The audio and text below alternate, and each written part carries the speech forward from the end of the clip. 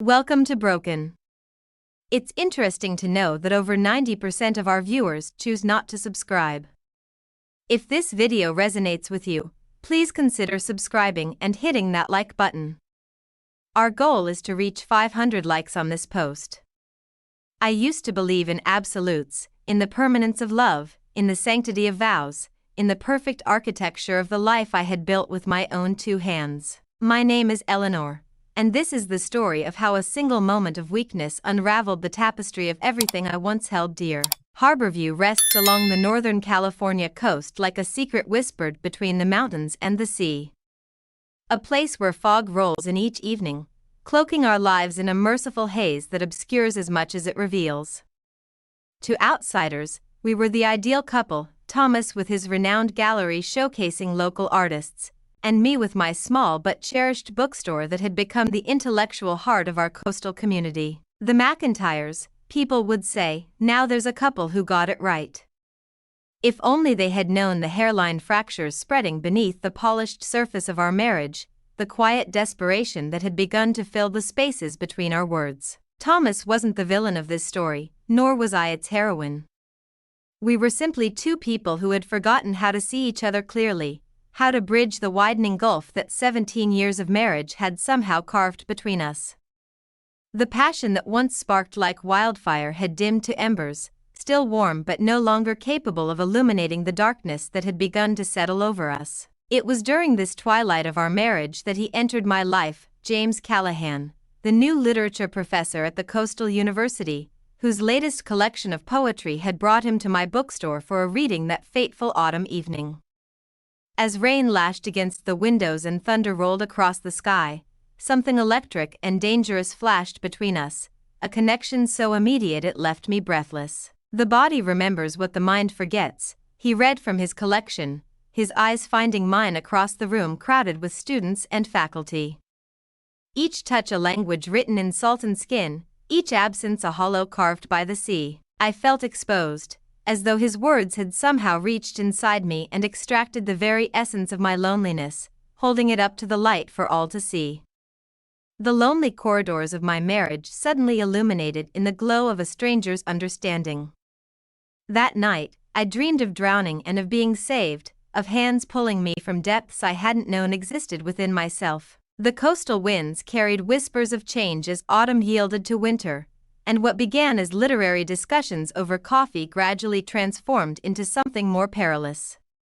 Each conversation with James felt like trespassing, our words circling topics that seemed innocent enough, character motivations, narrative structures, the power of metaphor, while underneath, a current of longing pulled us toward treacherous shores. Do you ever wonder, he asked me one evening as we walked along the deserted beach, the setting sun painting the world in amber and shadow, what our lives might have been if we'd met in a different time, under different circumstances? I should have walked away then, should have recognized the danger in such hypotheticals.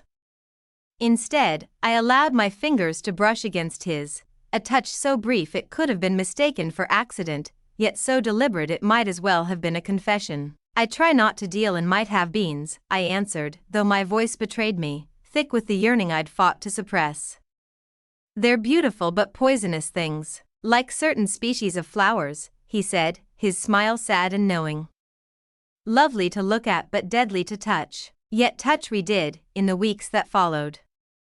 It began innocently enough, a hand resting briefly on a shoulder, fingers lingering when passing a book, the accidental brush of knees beneath a cafe table. Each point of contact burned through layers of propriety and restraint, until we could no longer pretend that what flowed between us was merely intellectual admiration. The irony wasn't lost on me, that I, who had always prided myself on my moral compass, my unwavering loyalty, could find myself standing at the edge of a precipice, contemplating the unthinkable. Thomas and I had grown distant, yes, but he remained my husband, my companion of nearly 2 decades, the man who had held my hand through my father's long illness, who had celebrated every small triumph of my modest literary career. You seem different lately, Thomas remarked one evening as we moved around each other in the kitchen, a choreographed dance of familiarity that required no eye contact, no real connection. Happier, somehow. more alive. Guilt pierced me then, sharp and sudden as a winter storm. The bookstore's been doing well, I replied, the lie bitter on my tongue. And I've been writing again. He smiled, pleased but distracted, already turning his attention back to the financial reports spread across our dining table. That's wonderful, Ellie. You should take more time for your writing. It's always been your true passion. If only he knew how close to the truth he'd ventured, not about writing, but about passion, about the awakening of something I'd thought long dormant within me. That night, as Thomas slept beside me, his breathing deep and untroubled, I stared at the ceiling and wondered when exactly we had stopped seeing each other, when we had begun to accept the comfortable illusion of connection over its messy, demanding reality. The opportunity presented itself on a Wednesday in February, when Thomas left for a week-long art exhibition in Seattle. The house echoed with his absence, each empty room a question waiting to be answered, a boundary waiting to be crossed. James came to the bookstore just before closing, his presence sending ripples through the quiet air. No customers remained, just the two of us surrounded by thousands of stories of love and betrayal, as if the very books were witnesses to the moral precipice upon which we stood. I should go, he said, though he made no move toward the door. Yes, I agreed, even as I turned the sign from open to closed and drew the blinds against the outside world. The electricity that had been building between us for months discharged in a single moment, his hand on my face, my fingers in his hair, the taste of coffee and desire on his lips. We stumbled through the darkened store, knocking a stack of poetry collections to the floor, a symbolic tumbling of order into chaos. Not here, I whispered against his neck, suddenly aware of the sanctity of this space, this haven I had created. Not among the stories. We drove in separate cars to his small cottage overlooking the bay, maintaining the pretense of propriety even as we raced toward its abandonment. The evening fog had begun its nightly crawl along the coastline, shrouding our vehicles, our intentions, our very selves in merciful obscurity. His home was Spartan but beautiful, walls lined with bookshelves, windows that framed the churning sea, a fire already crackling in the hearth as if he had known, had planned for this inevitable conclusion. Wine was poured, glasses clinked, words exchanged that I would later struggle to recall. What I would remember with perfect clarity was the weight of decision, the moment when choice became action, when contemplation gave way to consummation. Are you sure? He asked, his voice rough with restraint as we stood at the threshold of his bedroom. I wasn't sure, not of this, not of anything anymore, but I nodded anyway, surrendering to the current that had been pulling at me for months. I'm sure. What followed was both everything and nothing like I had imagined. Tender yet urgent, familiar yet entirely new, a cartography of desire mapped across skin and breath and whispered affirmations. In those hours, I existed outside of my life, outside of my marriage, outside of the carefully constructed identity I had maintained for years. Afterward, watching the fog press against the windows like a living thing seeking entry, I felt the first tremors of regret begin to rumble through the afterglow. Not for the act itself, the honesty of passion after so many years of polite disconnection was too powerful to immediately regret, but for the deception, the fracturing of trust, the knowledge that nothing would ever be the same again. What are you thinking? James asked, tracing patterns on my bare shoulder, his touch already a language I had learned to read. That some fires, once lit, consume everything in their path, I answered, my gaze fixed on the darkened ceiling. And that I'm afraid of what will be left when the flames die down. He pulled me closer, his heartbeat steady against my cheek. Perhaps something new can grow from the ashes. But as I drifted into uneasy sleep in his arms, I couldn't shake the image of Thomas returning home, unsuspecting, to a landscape already charred beyond recognition, though he couldn't yet see the smoke. For 3 days, we existed in a bubble of stolen time, afternoons spent tangled in sheets, evenings cooking simple meals in his kitchen, nights reading poetry aloud by firelight as the winter rain lashed against the windows. It was dreamlike in its intensity, this parallel life where I was not Eleanor McIntyre, wife and bookstore owner, but simply Ellie, a woman rediscovering passion after years of drought. Read this one, James said on our final evening together, passing me his worn copy of Pablo Neruda's works. It's always made me think of you, even before I took the book, my fingers brushing his in that now familiar exchange of electricity, and read, I love you without knowing how, or when, or from where. I love you straightforwardly, without complexities or pride, so I love you because I know no other way than this. Tears sprang unbidden to my eyes, not for the beauty of the words but for their terrible dishonesty when applied to us. There was nothing straightforward about what existed between James and me. It was all complexity, all pride, all knowing exactly how and when and from where. It was a love, if that's what it was, born of conscious choice, of willful dismantling, of deliberate transgression. What's wrong? He asked, wiping away a tear with his thumb. Everything, I whispered, the weight of reality suddenly crushing. And nothing.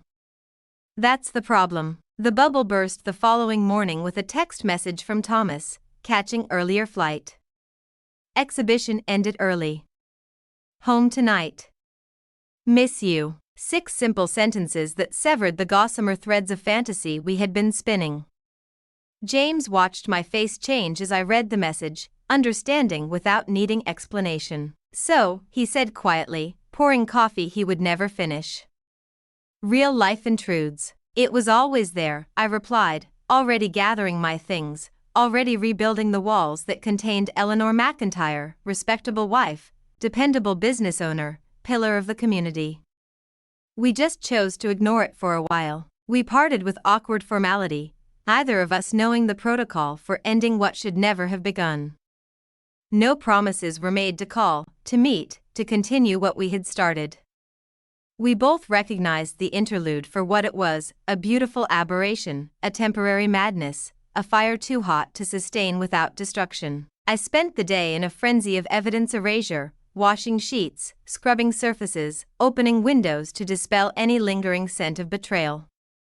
By the time Thomas's key turned in the lock that evening, I had reconstructed the facade of our marriage so carefully that even I almost believed in its integrity. Ellie, he called, dropping his bags in the entryway, his face alight with a warmth I hadn't seen directed at me in years. God, I missed you. His embrace felt both foreign and achingly familiar, his scent a powerful reminder of shared history, of promises made and kept, by him, at least. I returned his kiss, hating myself for the comparative analysis my mind immediately conducted, for the ghost of another man's touch still humming beneath my skin. I missed you too, I said, and was surprised to find I meant it, not in the way a faithful wife misses her husband, but in the way one misses the comfort of the known, the safety of the unquestioned. Over dinner, Thomas surprised me with unprecedented attentiveness, asking about the bookstore, about my writing, about the small details of my days that had long ago faded into the background of our conversations. I had an epiphany in Seattle, he explained, refilling my wine glass. Watching all those artists talk about their work with such passion, it made me realize I've been taking us for granted. Taking you for granted. I nearly choked on my wine, the universe's cruel joke almost too perfect to bear.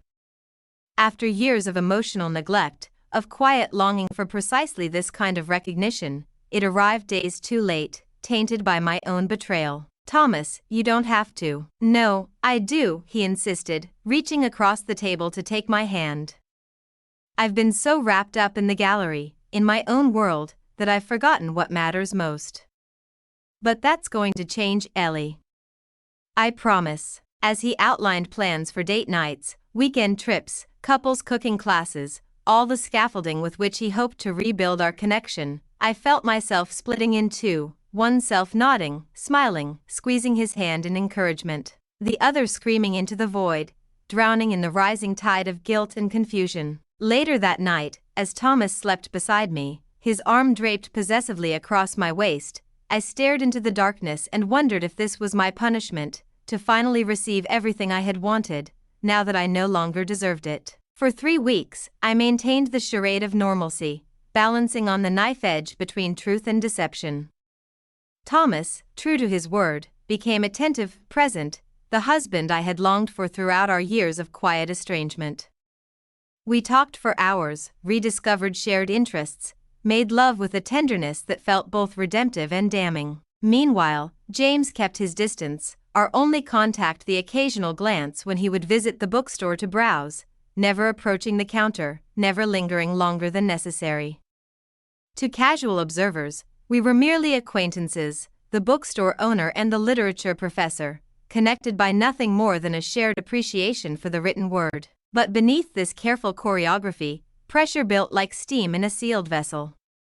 I began to lose weight, to startle at unexpected sounds, to wake gasping from dreams in which I was perpetually falling, endlessly confessing, repeatedly caught.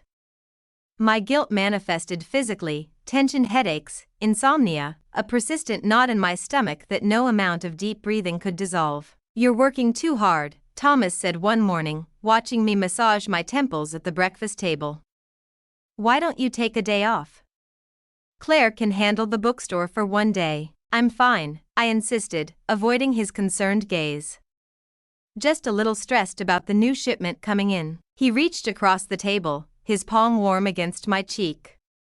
"You can talk to me, you know. About anything." The irony of his invitation, the absolute impossibility of accepting it, nearly undid me there among the toast crumbs and coffee mugs. I mumbled something about being late and fled to the sanctuary of my bookstore, where at least the chaos was catalogued, the stories contained safely between covers. The breaking point came, as these things often do, from an unexpected direction. Not discovery, not confession, but a chance encounter that shifted the ground beneath my feet. I was shelving new arrivals in the poetry section when the bell above the door chimed. Looking up, I saw not a customer but Marianne Callahan, James's wife, whom I had met briefly at his poetry reading months ago. Slender, elegant, with the kind of quiet intelligence that commands attention without demanding it, she approached the counter with purpose in her step. "Mrs. McIntyre," she said, her voice controlled but strained. "I wonder if I might have a word." My heart stuttered, then raced. This was it, the moment of exposure, of consequence. I nodded, gestured toward the reading nook in the corner, away from Claire's curious eyes at the register. "It's about James," Marianne began once we were seated, her hands clasped tightly in her lap. "He's been different lately. Distant. Preoccupied." I swallowed hard, my mouth suddenly desert dry. "I'm not sure how I can help with that." Her eyes, the same shade of blue as her husband's, I realized with a jolt, fixed on mine with uncomfortable intensity. "He mentioned that you two had formed a friendship. That you understood his work in a way few people do." Relief flooded through me, followed immediately by shame at that relief. She didn't know, not in the way I had feared. This was something else entirely. "We've had some discussions about literature," I acknowledged carefully. "Professional conversations, colleague to colleague." Marianne's smile held no warmth. "Yes, well, those professional conversations seem to have triggered something of a crisis for him. He's talking about leaving his position, about moving us back east. He says he feels inauthentic here, that he's living a lie." Each word landed like a physical blow. James hadn't mentioned any of this during our time together, had given no indication that our affair had catalyzed such deep upheaval in his life. "I don't see how I—" "Please," she interrupted, a crack finally appearing in her composed facade. "I'm not here to make accusations or create a scene. I just thought, if you're his friend, if he respects you, perhaps you could talk to him. Make him see reason. We have a life here, a good life. 23 years of marriage. 2 children in college." She paused, drew a shaky breath. "I don't know what's happening to him, to us, but I do know running away won't solve whatever it is." The cruel symmetry wasn't lost on me, this woman asking me, of all people, to help save her marriage, unaware that I was the very earthquake threatening its foundation. Nausea rose in my throat. "Marianne," I said, her name unfamiliar on my tongue, "I think you might be overestimating my influence. James and I aren't particularly close." "But you're a writer too," she persisted. "You understand that world, the creative temperament. Sometimes he needs to hear things from someone who speaks his language." I promised to do what I could, knowing even as the words left my mouth that I would do nothing, that the only ethical action left to me was complete withdrawal from James Callahan's life. As Marianne left, thanking me with painful sincerity, I felt the final piece of my self-image crumble away, revealing the truth I had been avoiding. I had become the villain in someone else's story. That night, I drafted and deleted a dozen messages to James before finally sending just 3 words: "We need closure." His reply came almost instantly: "Tomorrow. Our spot. Noon." The beach was deserted when I arrived, the February chill keeping even the most dedicated walkers at bay. James stood at the water's edge, hands thrust deep in his coat pockets, collar turned up against the wind, a solitary figure etched against the vast gray canvas of sea and sky. "You spoke with Marianne," he said as I approached, not a question but a resigned statement of fact. "She came to the bookstore," I confirmed, keeping a careful distance between us. "She's worried about you. About your marriage." A bitter laugh escaped him, dissolving into mist in the cold air. "The irony is magnificent, isn't it?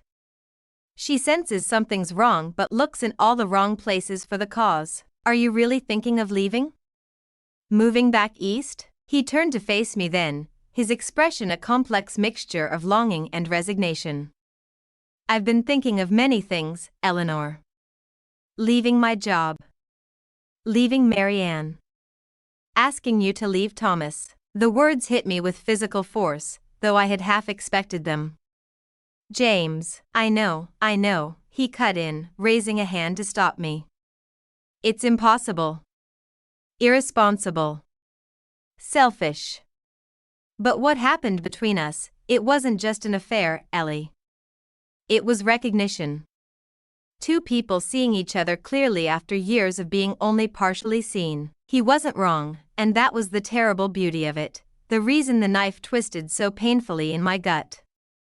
What we had shared wasn't merely physical attraction or the thrill of the forbidden, it was a profound connection, an alignment of souls that made returning to our previous lives almost unbearable. "We have commitments," I said softly, watching a gull dive into the churning waters.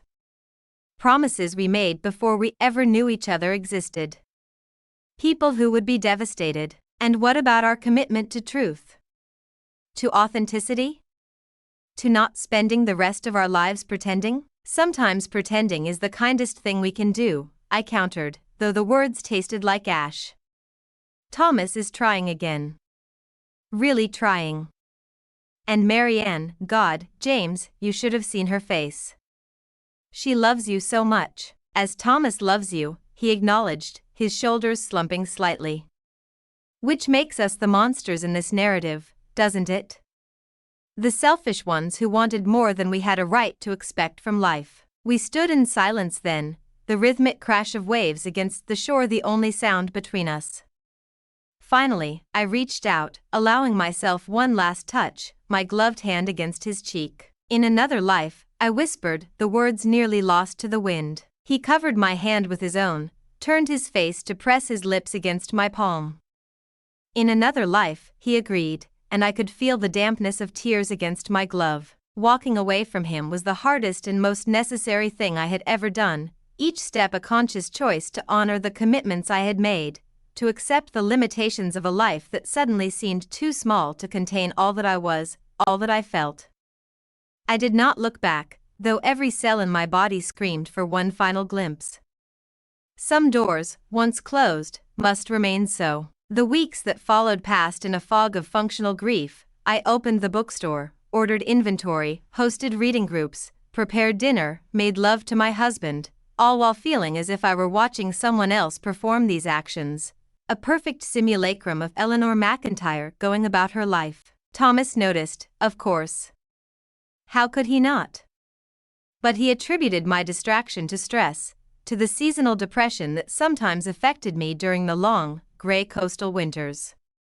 He redoubled his efforts at reconnection, planning weekend getaways, surprising me with small gifts, engaging me in conversations about books and art and politics, all the things that had once bound us together. And slowly, incrementally, I began to return to myself, or perhaps more accurately, to the new self that was emerging from the crucible of my choices.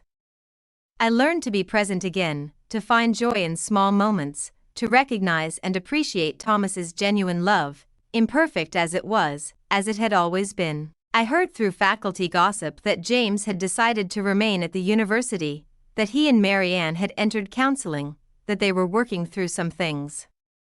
I allowed myself a moment of relief at this news, then tucked it away with all the other memories I was teaching myself to acknowledge without dwelling upon. Spring came late that year, hesitant and halting, as if the earth itself were unsure whether to trust in renewal. I marked my 50th birthday with a small gathering of friends on our deck overlooking the bay, surprised to find myself capable of genuine laughter, of presence, of gratitude for the life I had chosen to preserve. Thomas presented me with a first edition of Virginia Woolf's To the Lighthouse, a book I had long coveted but had been unable to justify purchasing for myself. "For the woman who is herself a lighthouse," he said, kissing my temple as I carefully turned the fragile pages, guiding us all to safe harbors. The compliment, once, would have felt hollow, knowing as I did the storms I had created, the rocks upon which I had nearly wrecked our marriage. But time, that most patient of healers, had begun its work, allowing me to see both my transgression and my recommitment as parts of a whole, neither defining me completely. I threw myself into writing again, not the light literary fiction I had dabbled in before, but something deeper, more honest, a novel about a woman at midlife reckoning with desire, with loyalty, with the complexities of a heart divided. I wrote in the early mornings before the bookstore opened, and late at night after Thomas had gone to bed, pouring onto the page all the emotions I could not otherwise express. "You should publish this," Thomas said after reading the first 3 chapters, his voice thick with emotion. "It's beautiful, Ellie. Raw and true in a way your other writing hasn't been." I looked at him, searching his face for any sign of recognition, any indication that he saw himself or us in the thinly veiled fiction. But there was only admiration, encouragement, pride. "It's just a story," I said, taking the manuscript from his hands, uncertain whether I felt relief or disappointment at his inability to see the confession woven through every line. "All stories are just stories until they change someone's life," he replied, pulling me into an embrace. "You've always had this in you. I'm glad you're finally letting it out." In June, I ran into Marianne at the farmer's market, both of us reaching for the same bunch of lavender at the flower stall. Our eyes met in mutual recognition, and after a moment's hesitation, she smiled, a genuine smile that reached her eyes. "Eleanor," she said warmly. "How are you?" "Well," I answered truthfully. "And you? How are things?" She nodded, a small, private gesture of acknowledgement. "Better. Different, but better. James is writing again, really writing, not just teaching it. It's been good for him, for us." I heard what she didn't say, that something fundamental had shifted in their relationship, that they had found their way to a new understanding, perhaps even a deeper one forged in the aftermath of near loss. I wondered briefly if James had confessed, if my name had been spoken between them in late-night conversations of reconciliation, but decided it didn't matter. Their story was theirs now, as mine was mine. "I'm glad," I said, meaning it. "Truly." She handed me the lavender, her fingers brushing mine in a passing touch that held no accusation, no resentment. "He has a reading next month at the university. New work. You should come. Bring Thomas." The invitation hung between us, weighted with meaning I couldn't fully decipher. An olive branch?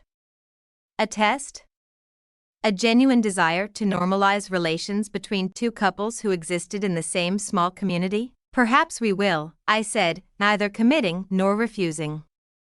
"Thank you." That night, I added the lavender to a vase of wildflowers on our dining table, its subtle fragrance a reminder of choices made and unmade, of the invisible threads that connect us to people we have loved, however briefly, however unwisely. "Beautiful arrangement," Thomas commented as we sat down to dinner, reaching across to squeeze my hand. "You've always had an eye for finding beauty in the simplest things." I smiled, intertwining my fingers with his, recognizing in his touch the comfort of the known, the security of commitment, the quiet joy of a love that had weathered storms both seen and unseen. We all contain multitudes, I said softly. It's just a matter of what we choose to nurture, what we allow to bloom. Autumn returned, as it always does, painting the coastal landscape in russets and golds, bringing with it a certain melancholy that matched my contemplative mood. A year had passed since James's poetry reading, since that first electric connection that had altered the course of my life in ways both devastating and transformative. My novel, tentatively titled The Geography of Desire, had found a small but respectable publisher, its release scheduled for the following spring. Thomas had read the final manuscript with tears in his eyes, calling it the most honest exploration of marriage he had ever encountered, still never recognizing himself in its pages, or perhaps choosing not to acknowledge what such recognition would mean. I had not attended James's reading in the summer, sending Thomas alone with vague excuses about inventory that needed attention at the bookstore. He returned full of enthusiasm for the remarkable new voice emerging in James's work, completely unaware of the complex history between his wife and the poet he so admired. You really should meet him properly, Thomas insisted over dinner that night. I think you two would have a lot to talk about, both being writers. I murmured non-committally, allowing him to believe that James and I were barely acquainted, that our paths had crossed only peripherally in our small community.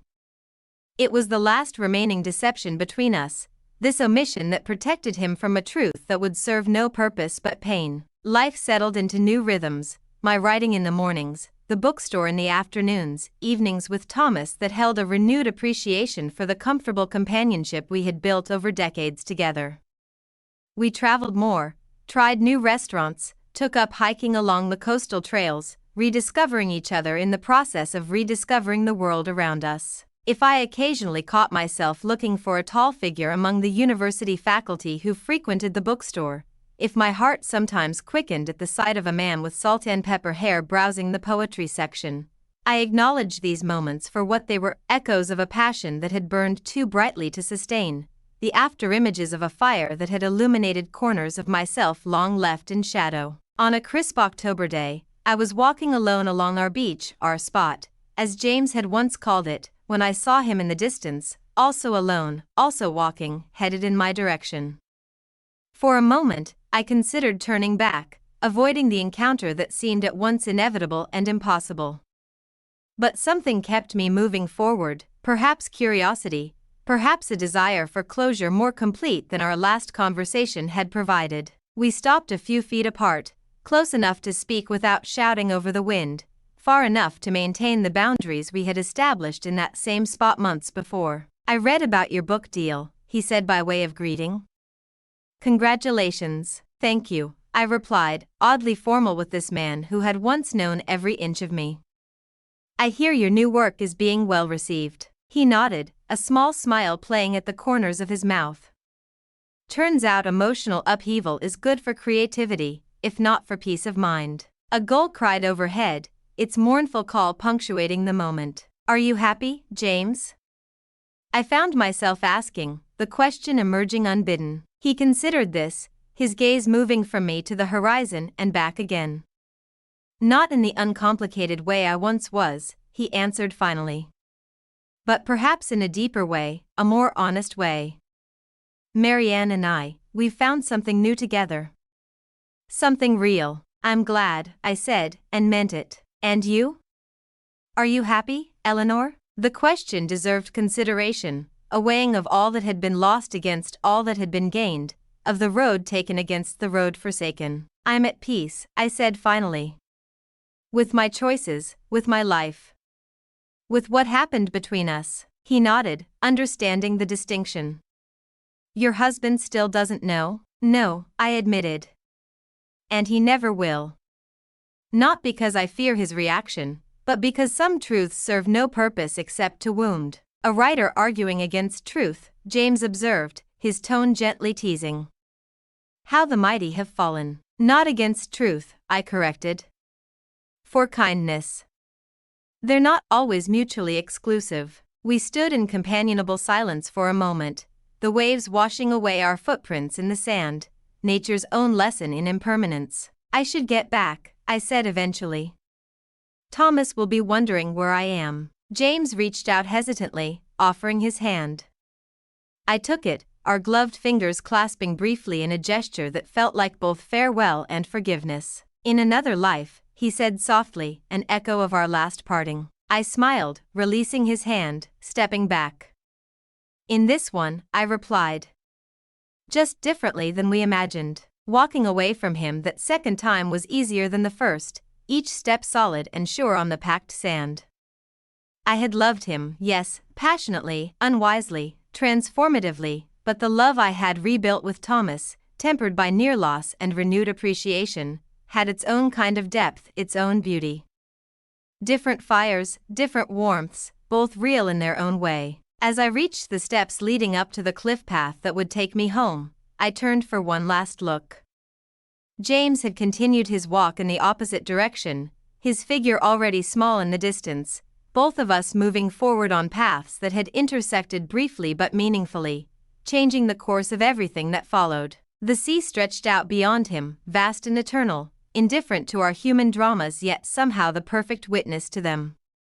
I thought of the novel waiting on my desk, of the words I had finally found the courage to write, of the truths I had dared to examine through the protective lens of fiction. I thought of Thomas waiting at home, his love for me imperfect but enduring, as mine was for him. I thought of Marianne, who had fought for her marriage with a dignity I could only hope to emulate. I thought of James, whose poetry had awakened something in me that would never quite sleep again. We were all just trying our best, stumbling toward connection, toward meaning, toward some measure of joy in a world that offered no guarantees. The tide would come in and go out again, erasing all evidence of our passage, but the changes wrought within us would remain, invisible but indelible, like words written in invisible ink, revealed only by the heat of experience. I turned toward home, toward the future, carrying with me the hard-won wisdom that love, in all its forms, was never simple, never perfect, but always, always worth the risk. There are territories within ourselves we never intend to discover, dark continents of desire, archipelagos of longing that remain uncharted until someone inadvertently guides us there. In the year following my last encounter with James on the beach, I found myself mapping these inner landscapes with growing honesty, both in my writing and in the quiet hours of self-reflection that punctuated my days. My novel was published to modest acclaim, described by one reviewer as a fearless excavation of middle-aged desire and the invisible boundaries that both protect and imprison us. Thomas proudly displayed copies in the front window of my bookstore, oblivious to the fact that he was showcasing a transmuted confession, the alchemical transformation of betrayal into art. "I never knew you had this in you," he said one night, after my third glass of wine had loosened my tongue enough to discuss the book's more provocative elements. "All these years, and I never truly understood the depth of your interior life." The irony wasn't lost on me, that my greatest deception had ultimately led to a greater truth between us, that the boundaries I had crossed had somehow created space for new honesty to flourish. Perhaps this was the paradox at the heart of all human connection, that we never truly know one another until we have witnessed each other's capacity for both glory and devastation. James's poetry collection, Fault Lines, was released that winter.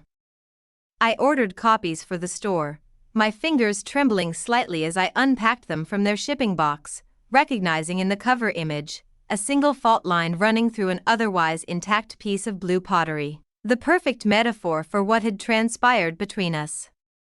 I read it alone one night after Thomas had gone to sleep, curled in the window seat of my writing room, wrapped in the old cashmere blanket that had comforted me through countless winter evenings. His words flayed me open, not because they explicitly referenced our affair, they didn't, he had been as careful as I to transmute the personal into the universal, but because they captured with aching precision the particular quality of illumination that comes from transgression, from stepping beyond the boundaries that have both defined and confined us. "We name the borders we create," he wrote, as if naming grants permission to remain safely within them. "But the body knows no cartography except touch, no geography except absence and presence, no boundary except the one between breath and no breath." I recognized in these lines the echoes of our conversations, the philosophical inquiries that had intertwined with our physical exploration.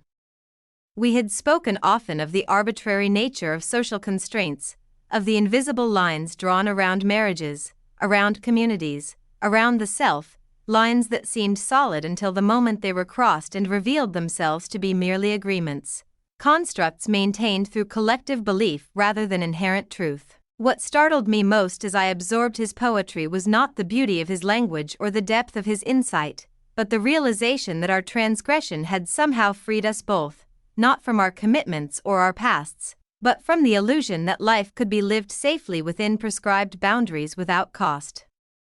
We had paid the price of that illusion with our guilt, our secrecy, the painful renegotiation of our most intimate relationships.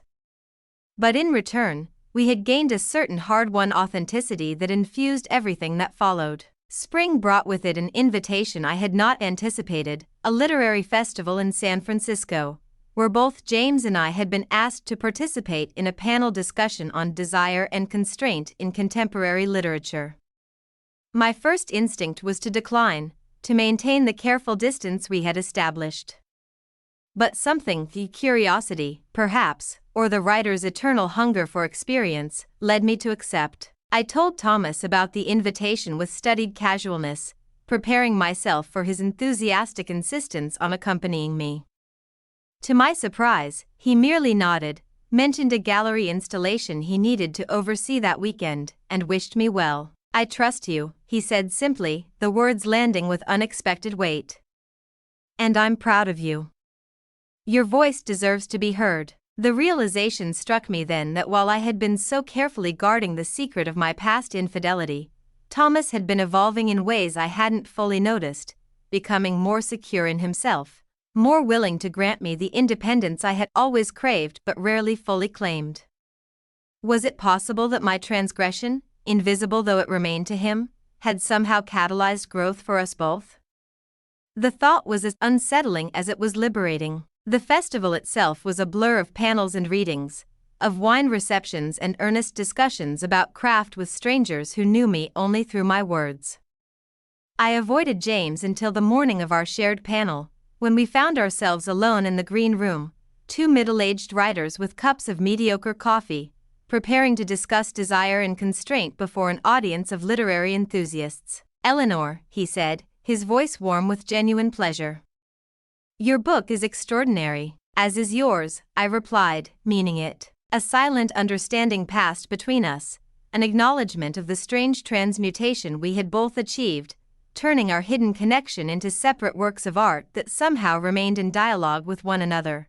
A conversation conducted through metaphor and the careful arrangement of words on a page. "Do you ever regret it?" he asked quietly, his gaze holding mine with the same directness I remembered from our first meeting.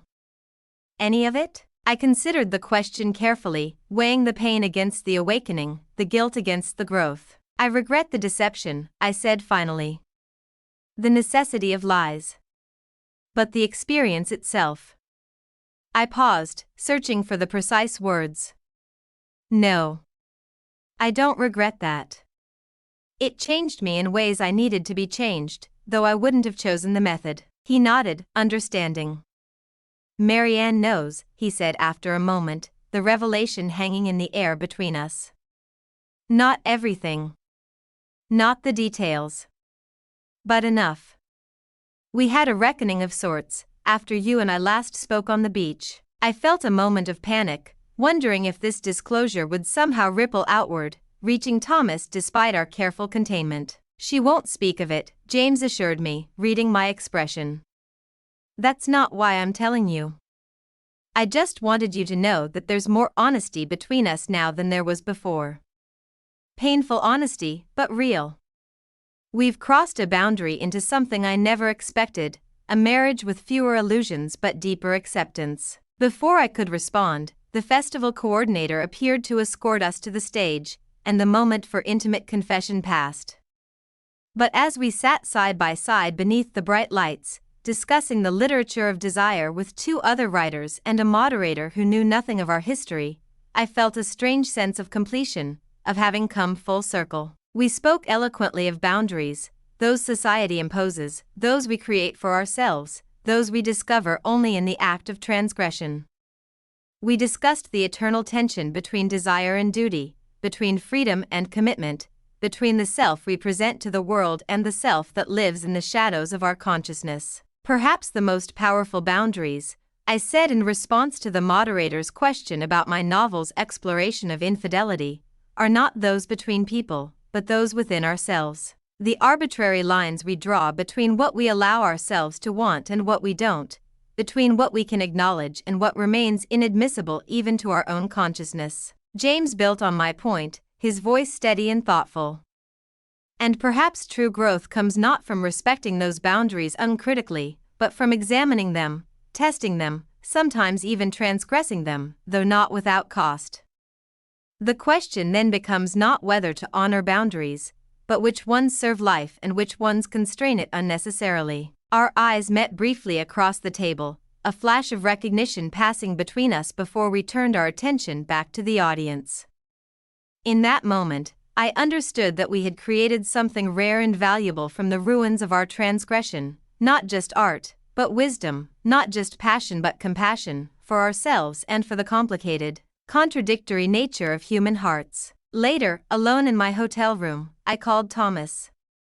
His voice, familiar and dear, grounded me in the life I had chosen, the life I continued to choose each day through my presence, my commitment, my renewed appreciation for what we had built together. "How was the panel?" he asked, genuine interest in his tone. "Illuminating," I answered, the word carrying more truth than he could know. "We talked about boundaries, the ones we create, the ones we cross, the ones we rediscover." "Sounds right up your alley," he said with a chuckle.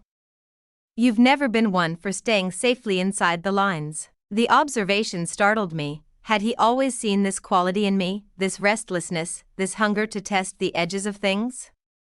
Had he known me better than I realized, even during those years when I felt most invisible to him? "Thomas," I said, suddenly needing to know, "are you happy? With us, with how things are between us now?" There was a pause, not of hesitation but of consideration, of giving the question the weight it deserved. "I am," he said finally. Not in the uncomplicated way of our early years, but in a deeper way. Something changed between us, Ellie, something I can't quite name but can definitely feel. It's as if we both woke up from a long sleep and remembered why we chose each other in the first place. Tears pricked at my eyes, not of guilt but of gratitude, for his perception, for his steadfastness, for his capacity to grow alongside me even when he didn't know the catalyst for that growth. "I love you," I said, the words simple but laden with new meaning. "I know," he replied, and I could hear the smile in his voice. "Come home soon." After we hung up, I stood at the hotel window, looking out at the glittering lights of San Francisco, a city built on fault lines, on the understanding that stability is always provisional, that the ground beneath our feet could shift at any moment. Yet people continued to build beautiful things here, to create lives and communities in full awareness of that underlying instability. Perhaps that was the ultimate lesson, that security never comes from the absence of risk, but from the courage to acknowledge it, that love deepens not despite our human capacity for betrayal, but because of our choice to remain faithful even after understanding that capacity, that boundaries exist not to constrain us, but to give shape and meaning to our crossing of them. I thought of James, probably back in his own hotel room, perhaps calling Mary Ann as I had called Thomas, each of us finding our way back to the lives we had chosen to preserve, changed by our encounter but not defined by it. We had ventured beyond the prescribed boundaries of our marriages, beyond the carefully constructed personas we presented to the world, beyond the limitations we had placed on our own desires, and we had returned, not unchanged but perhaps more whole, carriers of a truth that was neither simple nor comfortable but undeniably real. In the morning, I would board a train back to Harborview, back to the bookstore and the writing desk, back to Thomas and the life we continued to build together. James would return to his campus office, to his students eager for his insights, to Mary Ann and their hard-won new understanding. Our paths had crossed once in a way that altered us both, and now they ran parallel, separate but somehow still in conversation. I reached for my notebook and began to write, not about boundaries crossed or secrets kept, but about the strange alchemy that can transmute even our mistakes into wisdom, our transgressions into compassion, our moments of weakness into unexpected strength. Perhaps this was the final boundary to be crossed, the one between seeing our lives as a series of right or wrong choices and recognizing them instead as a continuous, imperfect, beautiful becoming.